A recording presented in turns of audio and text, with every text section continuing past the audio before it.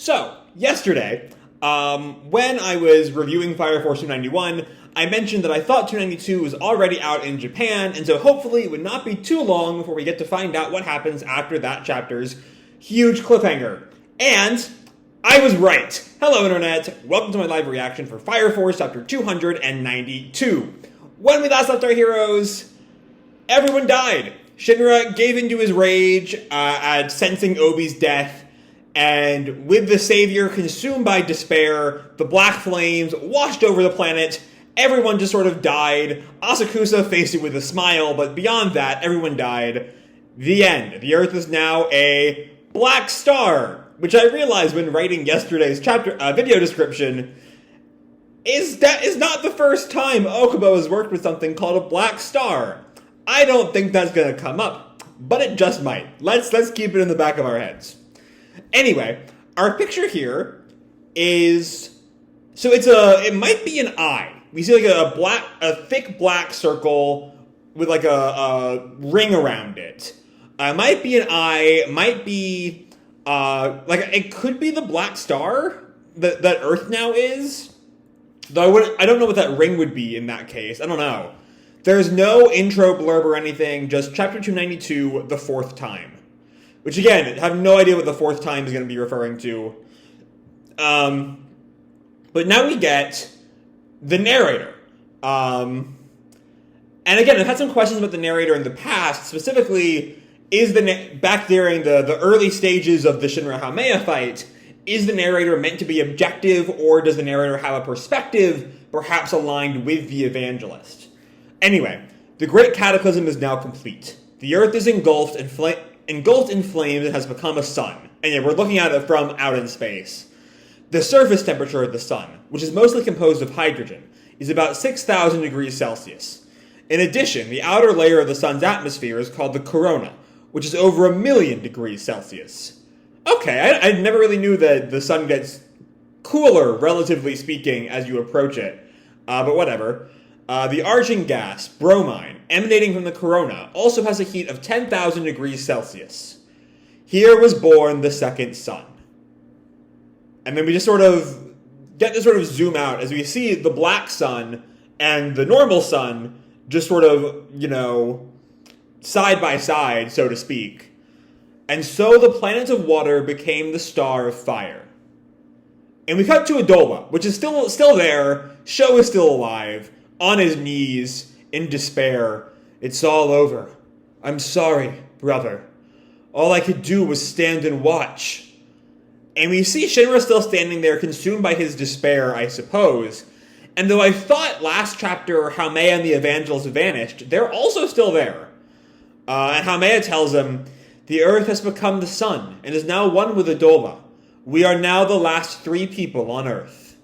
She's, interestingly enough, not counting the Evangelist. And what the nature of the Evangelist is always been somewhat confusing. How she ties in with the Woman in Black from the China arc. What is her deal? Is she not a person in the way that Haumea is describing here? I don't know. But Shinra is still consumed by rage. "I'm not letting you off the hook that easy, Haumea. I'll kill you with my own hands." And Haumea greets that with a sad, like a crying smile. "Humanity's hopes has been fulfilled. Now grant me the salvation of death."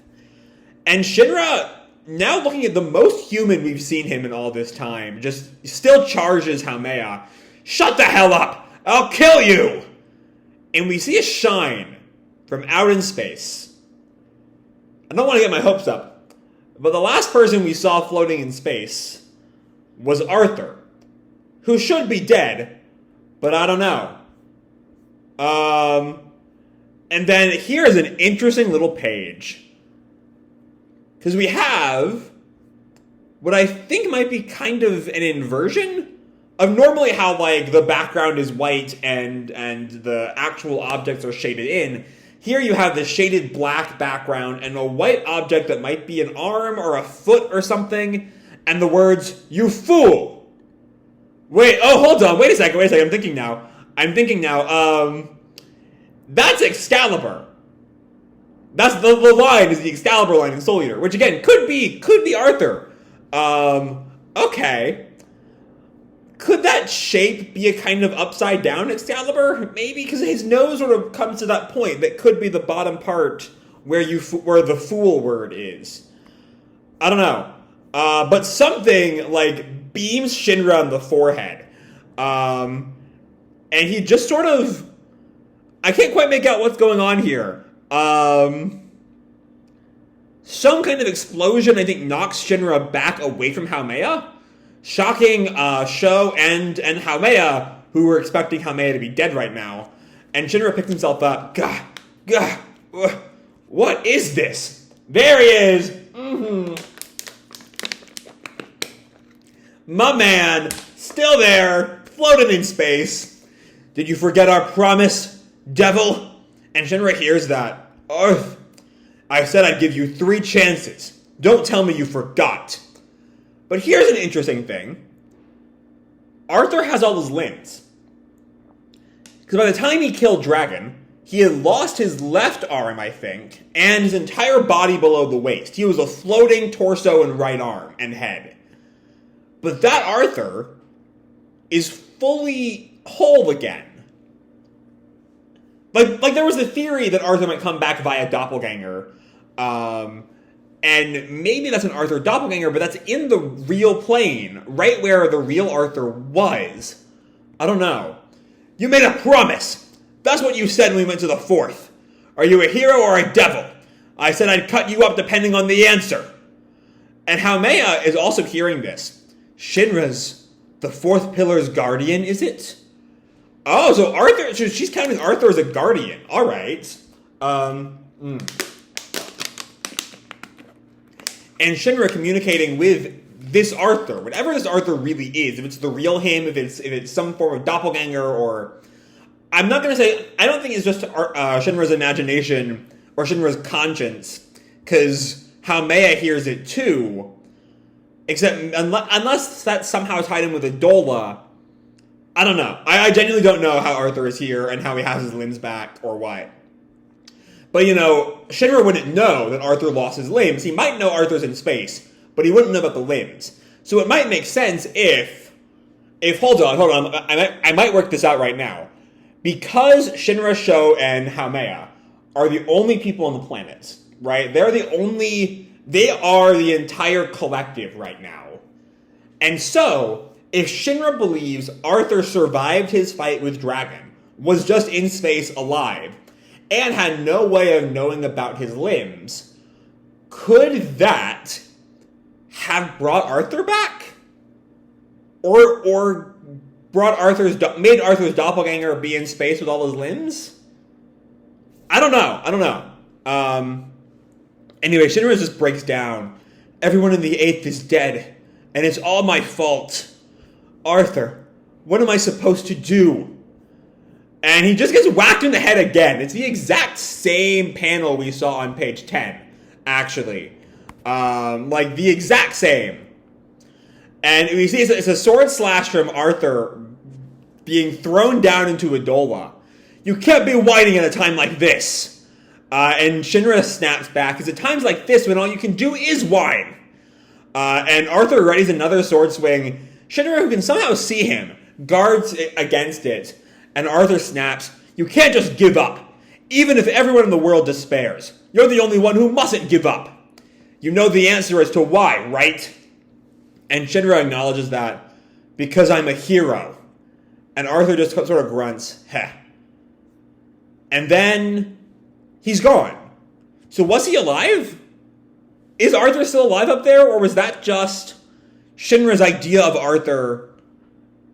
Like maybe it is just his conscience kicking in the guise of Arthur, and somehow through Adola, Haumea can hear it too. I don't know. But Shinra now stands ready to fight. No matter what happens, I'll never give up. I won't give up. Even if humanity's unconscious thinks their solution is despair. What kind of sad excuse for a hero would I be if I did? And he grins at Haumea, with just a single tear in his eye, but ready to fight now. And Arthur notes, honestly, That prince of a guy is a pain in the ass. Right, Excalibur? And Excalibur speaks. And so you know how on the cover, I talked about the image of the cover being a sort of cartoony eye? That's the eye Excalibur has. And if I recall correctly, I'm going to do a very, very quick search to make sure I'm right about this. That is the same eye that Excalibur Soul Eater has. So I don't know enough about manga Soul Eater. I plan to read that pretty soon, but I haven't gotten to it yet. I don't know enough about manga Soul Eater to know if we have where Excalibur came from. I've never really been big on the theory that, Fire Force is a Soul Eater prequel. But that's definitely at least a reference to Excalibur. Especially when Excalibur says, fool.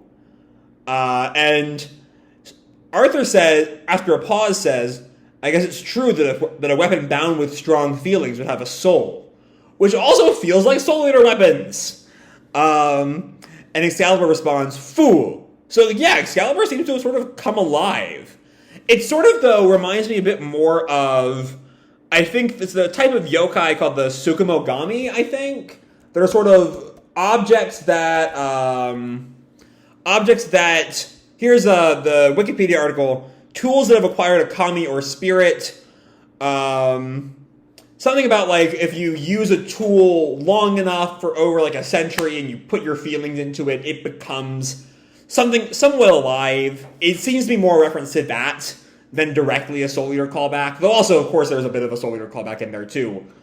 But with that, we leave Arthur, who, given that he is still active outside of Shinra's consciousness, I guess is alive, just floating up there in space. Somehow with his limbs back. Again, don't know how that happened. But anyway, Shinra, now at peace, stares Haumea down. Sho just watches them, and Haumea tries to bring him down.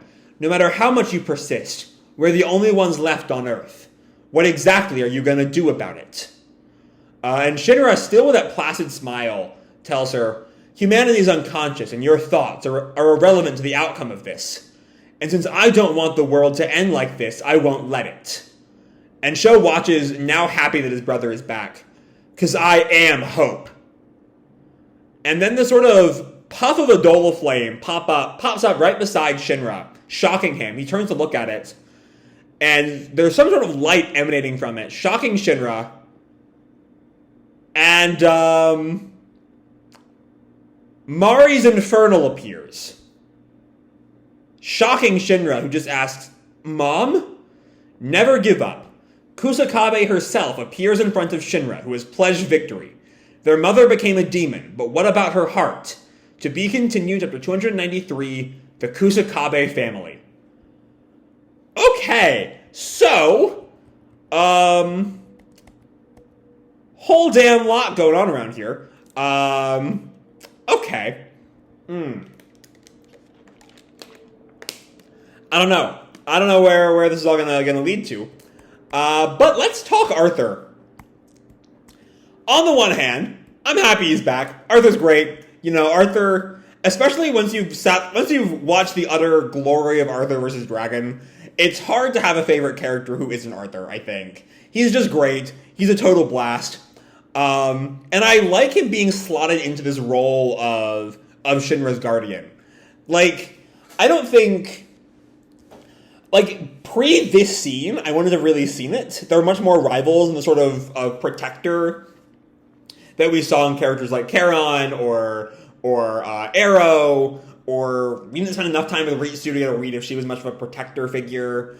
But even in a very twisted sort of way, very, very twisted sort of way, Kurono, I don't really see Arthur, prior to this sort of come back to your senses, dumbass, moment, really filling that kind of role. I might have said like Obi was his guardian or something. But here you can see it. He's a guardian in a much more moral sense. He's the one who drags Shinra back from the end with that same sort of question that Arthur is sort of, back at the very beginning of their friendship, sort of, accosted Shinra with. Are you a hero or a devil? And, reminding Shinra he's on the path of being a devil right now, before Arthur comes to him. He's become everything he has never wanted to be. Everything everyone claimed that he was, and what he so desperately did not want to be. And that is, of course, the moment that brings Shinra back to himself. I'm guessing that's what it means by the fourth time. Because he says, Arthur says, I said I'd give you 3 chances. And so, I don't remember what the 3 chances were. One of them, I'm guessing, was Shinra losing himself when he first made contact with Hidehashi Haumea. But then, Arthur is there to sort of remind him he has to be the one to never give up. He is this world's hope. He is the savior. Not to save them by killing them all, but to save them by bringing them back somehow. Not sure how that will work, but in some way he must bring them back. And then there's that bit with Excalibur, and honestly, I'm sure someone who's read Soul Eater all the way through can kind of comment what the hell is going on with Excalibur there, if that ties in with Soul Eater in any way. Because I do have some idea that Excalibur's origins is fairly relevant to the manga's big plot in Soul Eater. Again, I was sort of anime only for Soul Eater. But I can't really say much on that until I actually read Soul Eater. Anyway, we then come back to Shinra with his hope. And importantly, I think, there's nothing else Haumea can do to induce despair. That's the thing about when you've wiped out all of humanity. There is nothing, and if Shinra can come back from that, which he has, there is no more avenues to create despair. Or I would say until Mari comes back. Because now Mari is here as a demon, and I don't know. Like Shinra stated post-Nether, his new goal is to save his mother. And I'm guessing this will be the moment he does that in the next few chapters. I just have no idea what that'll even look like. How do you save Mari? What does that even mean? Maybe it's the same way Burns has come to consciousness within his demon. Maybe, or did before he burned up in Adola. Maybe Mari is going to do the same thing somehow? I don't know. Lots of questions, but hey, the big thing is Arthur's back. I missed him. I don't know what it means that he's back, or in what form he's back, or what's going to happen with Arthur, but I'm excited to see him again. He's just a good boy, and he means the world. And he personally dragged Shinra out of his rage state. And so it's now time for Shinra to hopefully restore some hope to humanity, even if they're kind of dead-ish. But he might have to confront his mother to do that, and we'll see how all that plays out next time. So, I'm going to leave this video off here. Hope you all enjoyed the chapter and the video itself. If you did, feel free to drop me a like or subscribe, do whatever makes you happy, And as always, your life is your own, okay? Bye!